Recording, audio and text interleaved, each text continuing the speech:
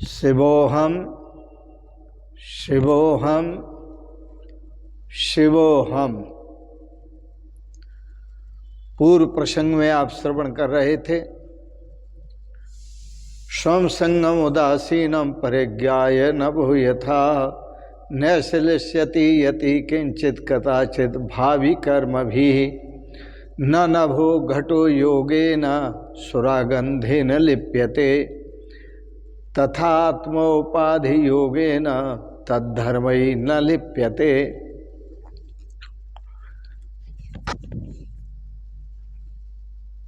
अध्यात्म विद्या, अध्यात्म उपनिषद, रे कुराम संवाद, यह गुरु शिष्य संवाद है।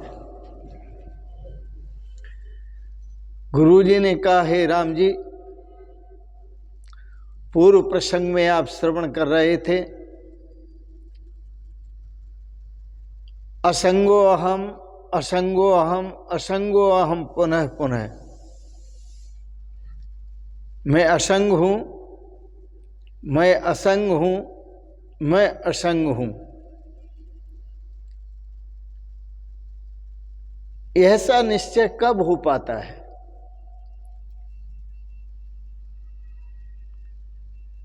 ऐसा निश्चय होता है तब जब गुरुओं की चरण शरण में बैठकर हम कुछ सत्संग करते हैं, कुछ सेवा करते हैं।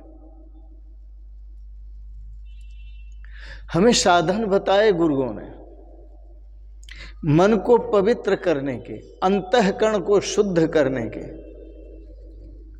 सबसे पहला साधन है श्रवण। सत्संग श्रवण करो। सत्संग से बहुत बहुत समस्याओं का समाधान मिलता है।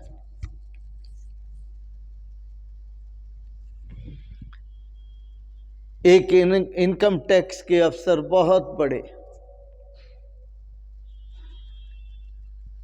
और बहुत अच्छे थे। उन्हें कोई ऐसी शंका थी जिसके समाधान के लिए संन्यास आश्रम दिल्ली में जमुना किनारे संत महापुरुषों से समाधान पूछा, नहीं मिला। कई और संतों के पास गए, नहीं मिला।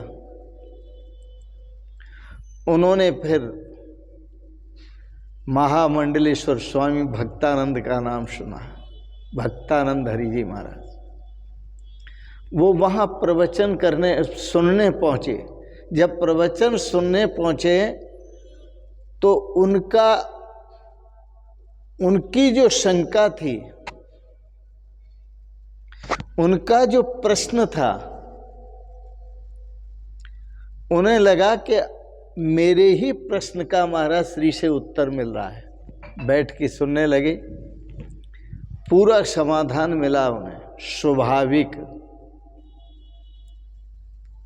और पूरा समाधान मिलने पर आए, चरणों में पड़ गए, बोले महाराज श्री, आज मैं तृप्त हो गया, क्योंकि मेरी शंका का समाधान पूरी तरह से हुआ। अब मुझे पता भी नहीं उनकी क्या शंका है, क्या शंका थी। तो ये सत्संग का प्रभाव है। यदि हम सत्संग श्रवण करते हैं तो जाने अनजाने में हमारी जो शंकाएं होती हैं, हमारे मन में जो विकार होते हैं, अंतःकरण में जो विकार होते हैं, वो सब धुलने लगते हैं, स्वाभाविक ही धुलने लगते हैं। किससे धुलने लगते हैं? सत्संग से। किससे धुलने लगते हैं? सत्संग श्रवण करने से। संत महापुरुषों का जब हम सत्संग श्रवण करते हैं तो मन का मैल धुलता है, अंतःकरण का मैल धुलता है, बुद्धि का मैल धुलता है। फिर हम सरकते हैं मनन की ओर। हम आए किस लिए हैं संसार में और कर क्या रहे हैं? आए थे हरि भजन को औटन लगे कपास, ये कौन बताएगा? संत महापुरुष ही बताते। हम प्रभु का भजन करने के लिए आए थे और संसार के धंधों में फंस गए और ऐसे उलझे कि सुलझने में नहीं आ रहे।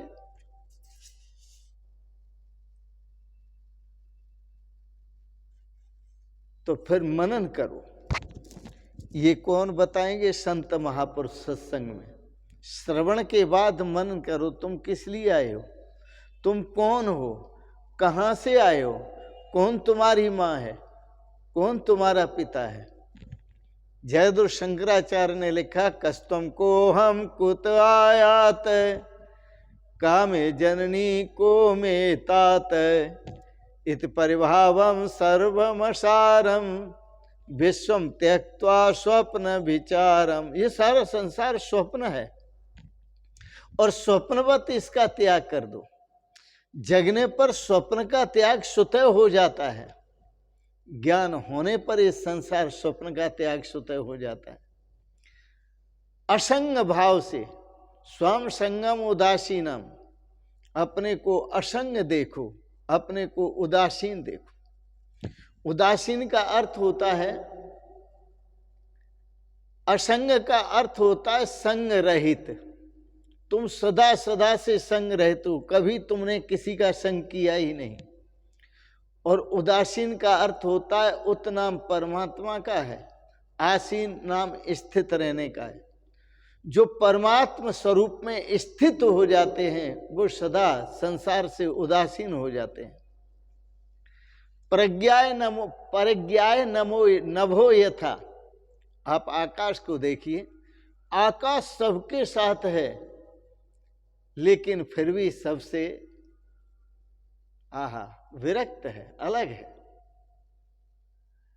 कभी किसी का संग नहीं किया, लेकिन आकाश के बिना कोई कार्य हो नहीं सकता। जितने कार्य होते हैं स्पेस में होते हैं, आकाश में होते हैं, खाली जगह में होते हैं। लेकिन आकाश को कोई भी कार्य का संग दोष नहीं लगता, सदा आकाश असंग रहता है। न श्लिष्यते यति किंचित कदाचित भावी कर्म भी। जिसने सत्संग श्रवण से, मनन से और निध्यासन से अपना अंतःकरण परम पवित्र कर लिया और अपनी आत्मा को, चेतना को परमात्मा स्वरूप चेतना में एक कर दिया, न श्लिष्यते यति किंचित, ऐसा यति कभी किसी कर्म में लिपायमान नहीं होता, उसे किसी भी कर्म का संग दोष नहीं लगता। कदाचित भावी कर्म भी, भविष्य में जितने भी कर्म करेगा वह ज्ञान होने के बाद, स्वरूप का बोध होने के बाद, चेतन अपनी चेतना को परमात्मा स्वरूप चेतना में एक करने के बाद, अद्वैत अवस्था को प्राप्त करने के बाद वो जितने भी कर्म करेगा उन सभी कर्मों में असंग रहेगा। न कदाचित भावी कर्म भी, वो कभी भविष्य के कर्मों में लिपायमान नहीं होगा। आज के प्रसंग में और भी, न नभो घटो योगे न सुरागंधे न लिप्यते तथात्मोपाधि योगे न तद्धर्मयी न तद्धर्मयी नैव लिप्यते।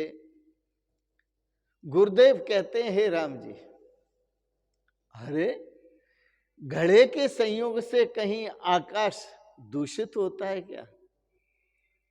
आकाश में रहने वाली वायु तो दूषित, घड़े में, घट में रहने वाली वायु तो दूषित हो सकती है।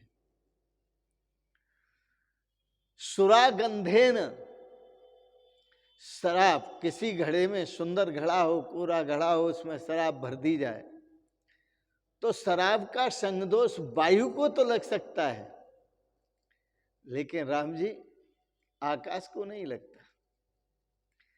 इसी प्रकार आप तो आकाश का स्वरूप है, आकाशवत सर्वगतश्च नित्य। आप आकाश की तरह सर्वव्यापक है। न नभो घटो योगेन सुरागंधेन लिप्यते। घट के संयोग से आकाश कभी गंधवान नहीं होता, आकाश कभी लिपायमान नहीं होता। तथा उसी प्रकार से आत्मा उपाधि योगेन, आत्मा को बहुत सारी उपाधियां लगती हैं, उन उपाधियों से आत्मा भी कभी लिपायमान नहीं होता। तद धर्म ही न लिप्यते, और उन उपाधियों के धर्मों से आत्मा कभी लिपायमान नहीं होता। संसार में जितने नेता हैं, नेता बन गए, प्रधानमंत्री जी हैं, तो आत्मा कोई प्रधानमंत्री नहीं है, यह गुण आत्मा का नहीं है। लेकिन आत्मा के बिना प्रधानमंत्री जी कुछ कर नहीं सकते। इसी तरह आप सांसद बन गए, तो सांसद ये आत्मा का गुण नहीं है। तद धर्म ही न लिप्यते, आत्मा इन गुणों से लिपायमान नहीं होता। आप जो भी बन जाएं, जो भी बन जाएं, लेकिन उन धर्मों से आत्मा कभी लिपायमान नहीं होता। यही तो खेल है। आप संसार की सृष्टि का खेल देखिए। अनेक रूप रूपाय विष्णुवे प्रभ विष्णुवे, वह परमात्मा विष्णु भगवान अनेक रूपों में हो गए हैं, अनेक रूप रूपाय, लेकिन किसी भी रूप के साथ तद धर्म ही न लिप्यते, वह रूप तो उन धर्मों से लिपायमान होता है, लेकिन वह परमात्मा उन धर्मों से लिपायमान नहीं होता। इसलिए यहां कहा, जैसे दूसरा उदाहरण दें आपको, जब हम श्रवण के द्वारा कुछ मन की ग्रंथियां सुलझती हैं, बुद्धि की ग्रंथियां सुलझती हैं, तो हम मनन में सरकते हैं, और मनन के द्वारा कुछ निर्णय लेते हैं, और निर्णय जिस चेतन तत्व का, आत्मा परमात्मा की एकता का निर्णय लेते हैं, उसमें निध्यासन, उसमें निध्यासन का मतलब है अपनी वृत्ति को स्थिर करते हैं।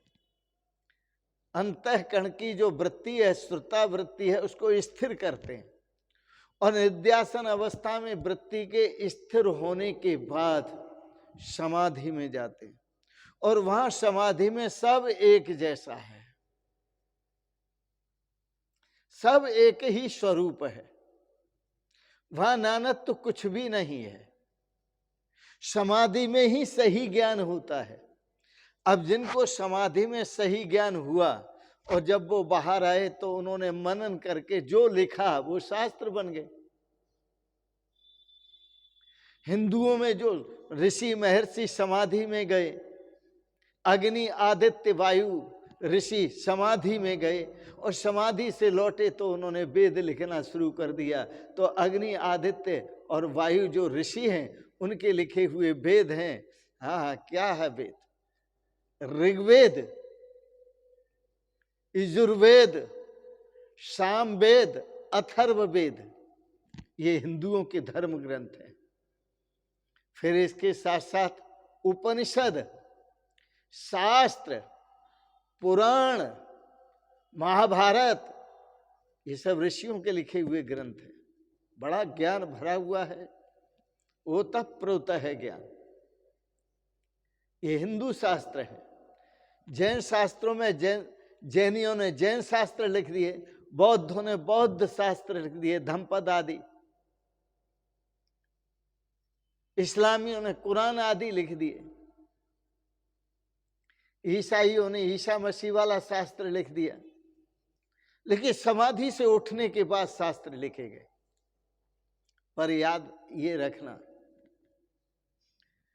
समाधि में कोई संस्कार नहीं होता। संस्कार सब डाले जाते हैं। आप जैनियों में जन्मे हैं तो जैनियों के संस्कार डाले जाएंगे। आप बौद्धों में जन्मे हैं तो बौद्धों के संस्कार, हिंदुओं में जन्मे हैं तो हिंदुओं के संस्कार, और इस्लामियों में जन्मे हैं तो इस्लामियों के संस्कार, ईसाइयों में जन्मे हैं तो ईसाइयों के संस्कार। लेकिन याद एक बात रखना, यह संस्कार जितने भी रचे जाते हैं वह अंतःकरण के स्तर पर रचे जाते हैं, वह मन के स्तर पर, बुद्धि के स्तर पर रचे जाते हैं, और लौटने के बाद रचे जाते हैं। और यहाँ भेद दिखाई देता है, लेकिन जब समाधि में जाते हैं सबके सब, तो वहां भेद नहीं दिखाई देता। उसी समाधि को उठने वालों ने कहा महानिर्वाण।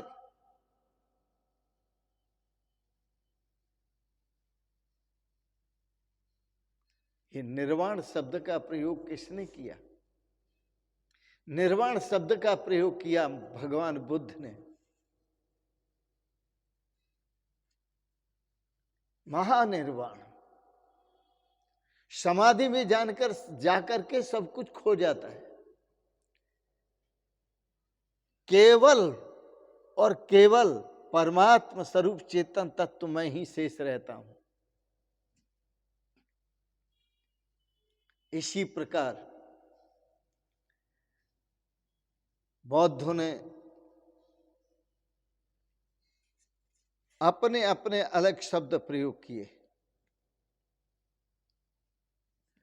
तो हिंदुओं के शास्त्र अलग हैं, बौद्धों के अलग हैं, जैनियों के अलग हैं, इस्लामियों के अलग हैं, ईसाइयों के अलग हैं। सूफी फकीरों ने कहा फना। फना का मतलब पूरा प्रलय हो गया सबका समाधि में उठने के बाद। फना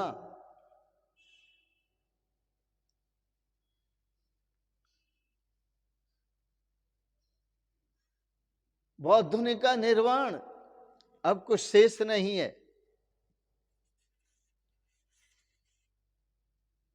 हिंदू ने कहा समाधि, जहां सब कुछ विलय हो गया। यह शब्द केवल प्रयोग मात्र के लिए है, अवस्था एक ही है। उस अवस्था में जो पहुंच जाता है वो एक ही बात कहता है जो यीशु भगवान ने कही थी, अनलहक अहम ब्रह्मास्मि, मैं ब्रह्म हूं। और वह परम आनंद की अनुभूति करता है। आओ पुनः याद दिलाते हैं।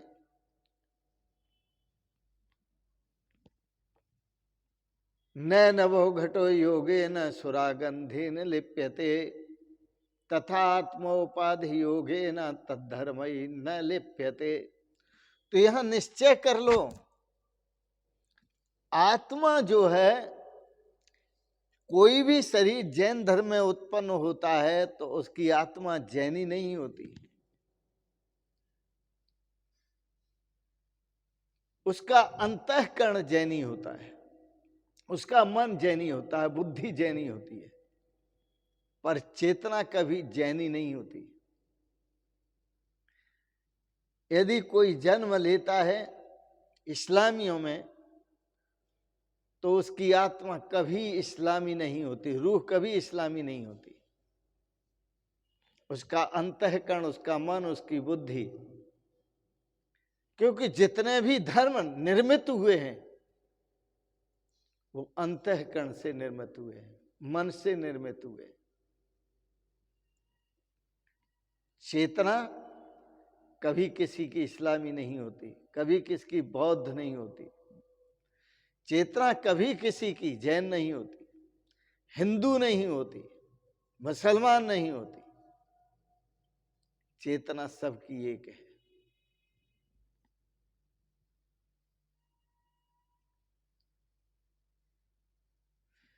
सारे आख दे कसा असा का मजहब चंगा, सारे आख दे असा का मजहब चंगा होंदी बाहिश्ते बड़े तकरार होंदे। भेद मजहब दा खुलिया जिना ताई दिल ओहना दे ठंडे ठार होंदे। एक शहर दे होंदे राह बहुते, एक शहर दे होंदे राह बहुते, ऐसे तरह ही राह करतार होंदे। लड़दे झगड़दे रहन जो मजहब पिछू, लड़दे झगड़दे रहन जो मजहब पिछू, ठीक जानो ओह जाहिल गमार होंदे।